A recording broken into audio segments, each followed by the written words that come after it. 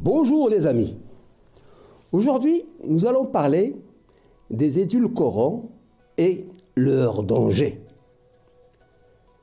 Les résultats tirés de l'étude observationnelle en population Nutri-Santé en France ont été publiés en ligne le 24 mars 2022 dans PLOS Médecine. Dans cette étude, on dénombre 102 865 participants adultes et la période c'est entre 2009 et 2021. Cette étude montre que les édulcorants artificiels présents dans de nombreuses marques d'aliments et de boissons dans le monde peuvent être associés à un risque accru de cancer en accord avec plusieurs études expérimentales in vitro et in vivo.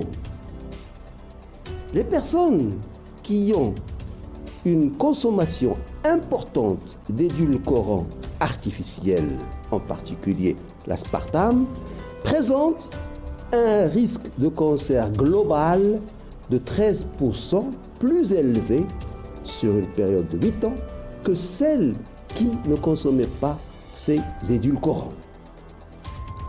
Il s'agit donc d'une mise en garde bien reconnue par les chercheurs dans ce domaine. Il faut que leurs responsables politiques aussi doivent connaître ces dangers.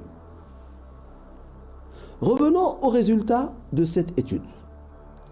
Sur 102 865 participants de consommateurs qui ont été suivis pendant 8 ans, on dénombre 3 358 cancers incidents, dont 932 cancers du sein, 403 cancers de la prostate et 2023 cancers liés à l'obésité.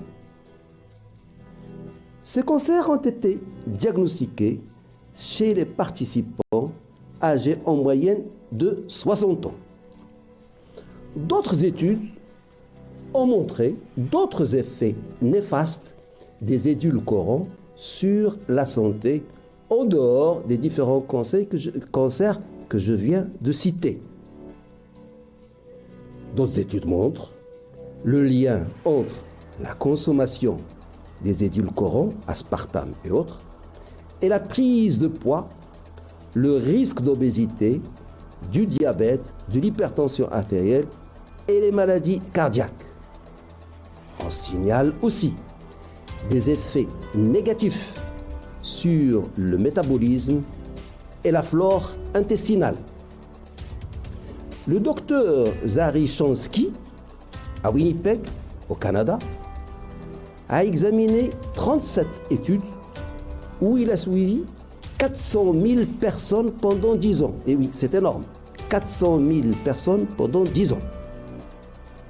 Le premier résultat de cette étude, c'est qu'elle n'a montré aucun bénéfice sur la perte de poids. Au contraire, on assiste à une prise de poids, voire une obésité. Également, on assiste à une hypertension artérielle, à des atteintes cardiaques, etc.